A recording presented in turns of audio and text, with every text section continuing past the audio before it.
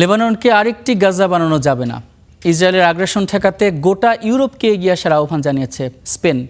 ইউরোপীয় ইউনিয়নের ইসরায়েলের সঙ্গে থাকা অ্যাসোসিয়েশন চুক্তি স্থগিতের আহ্বানও জানিয়েছে দেশটির প্রধানমন্ত্রী।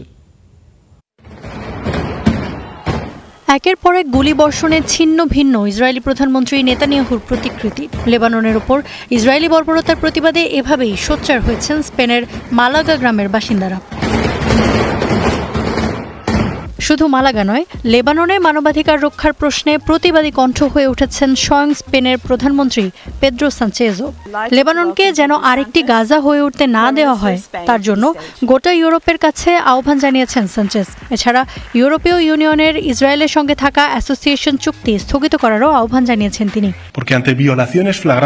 আন্তর্জাতিক মানবিক আইনের স্পষ্ট লঙ্ঘনের মুখে ইউরোপকে অবশ্যই নীতিগতভাবে পদক্ষেপ নিতে হবে। যদি আমরা চাই বিশ্বের অন্যান্য দেশও আমাদের মতো ইউক্রেনকে সমর্থন দিক, তাহলে আমাদেরকে অবশ্যই লেবাননের সাথে সঙ্গতিপূর্ণ আচরণ করতে হবে। লেবাননে ইসরায়েলি বর্বরতা আন্তর্জাতিক মানবাধিকার আইনের স্পষ্ট লঙ্ঘন। দেশটির ওপর ইসরায়েলি আগ্রাসন বন্ধে ইউরোপকে সুনির্দিষ্ট ও একক অবস্থান নেওয়ার ওপর জোর দেন সানচেজ।